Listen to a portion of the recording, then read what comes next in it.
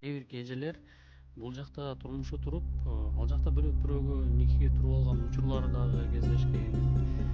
Сиздин эсиңизде ошондой бир учурлар болобу? Аны кесепетке эмнеге алып келди, эмнеге алып келген?